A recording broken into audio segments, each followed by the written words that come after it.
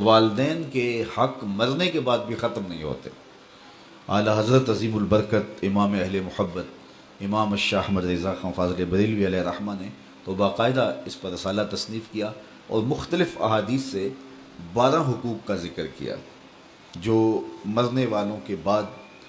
ان کی اولاد کے ذمے عائد ہوتے ہیں۔ ایک حدیث میں 4 حقوق کا ذکر ہے، ان میں سے سب سے پہلا حق یہی ہے الصلاۃ علیہما،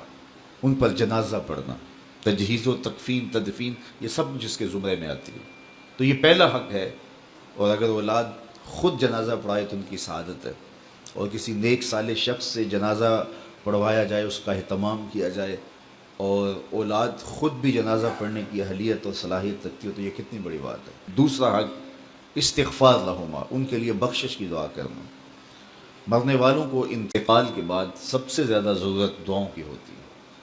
حضور علیہ السلام کا فرمان ہے، ہم جب کسی شخص کو بھی قبر میں دفن کر کے آتے ہیں تو اس کی حالت ایسے ہوتی ہے جیسے کوئی شخص پانی میں غوطے کھا رہا ہو۔ اس مشکل اور آڑے وقت میں اپنے پسماندگان کی طرف سے اگر اسے کسی چیز کا انتظار ہوتا ہے تو دعاؤں کا انتظار ہوتا ہے۔ کسی کے ہاتھ اٹھ جائیں اور کوئی میرے لیے دعا کرے، ابھی سے سوچ لو انجام اپنی طوطا چشمی کا، قبر میں تم کو بھی ضرورت ہوگی دعاؤں کی۔ اور میں کہتا ہوں کہ اگر اولاد صالحہ ہے، اولاد نیک ہے، تو دعاؤں کا تسلسل بھی جاری رہے گا، اور خود اولاد کا وجود صدقہ جاریہ ہے۔ اولاد اگر عالم دین ہے تو وہ علم نفع بخش ہے، ماں باپ کو قبر میں نور اور روشنی کا ذریعہ ہے۔ امام نبہانی علیہ رحمہ جواہر البحار جن ایام کے اندر لکھی ہے، تو اس دوران ان کی اہلیہ محترمہ نے ان کو گھریلو امور سے جو ہے وہ اس انداز سے محفوظ رکھا اور اس انداز سے ان کا خیال کیا کہ کوئی بھی گھر کا معاملہ ہوتا تو ان تک نہ پہنچنے دیتی، کہ میرا شوہر رسول کریم صلی اللہ علیہ وآلہ وسلم کے فضائل لکھ رہا ہے اور حضور کی عظمتوں پر جو ہے وہ کام کر رہا ہے، اور میں ان کو گھریلو الجھنوں کا شکار کر دوں، یہ نہیں کروں گی۔ تو امام نبہانی نے وہ کتاب مکمل کی۔ اس دوران ان کی اہلیہ نے چونکہ اپنے شوہر کو گھریلو الجھنوں میں مبتلا نہیں ہونے دیا کہ یہ حضور کے دین کا کام کر رہے، تو اس سلے کے اندر امام نبہانی کی زوجہ محترمہ کو 4 مرتبہ حضور کا دیدار نصیب ہوا کہ تو نے میرے خادم دین کے لیے آسانیاں پیدا کی۔ تیسرا حق ماں باپ کا ان کے انتقال کے بعد جو اولاد کے ذمہ ہے، وہ ہے ان کے وعدوں کو پورا کرنا۔ اللہ سے وعدہ ہے، کوئی منت مانی ہے ادا نہیں کر سکے، اس کو پورا کیا جائے۔ مخلوق سے کوئی وعدہ تھا، اس وعدے کو پورا جائے۔ کسی کا قرض دینا تھا، اس کو ادا کیا جائے۔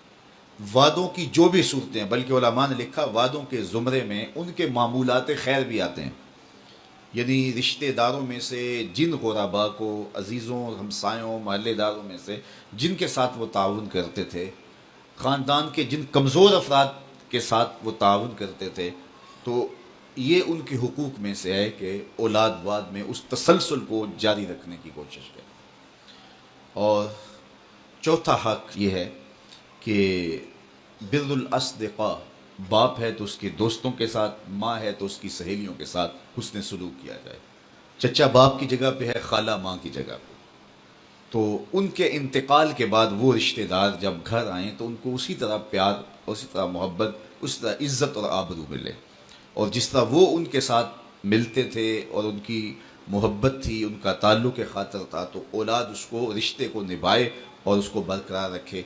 اور اس سے ان کی قبر میں روح خوش ہوتی ہے۔ تو یہ 4 حق ایسے ہیں جو مرنے کے بعد بھی اولاد کے ذمے لازم ہوتے ہیں کہ وہ اپنے ماں باپ کو مغفرت کی دعاؤں میں یاد رکھے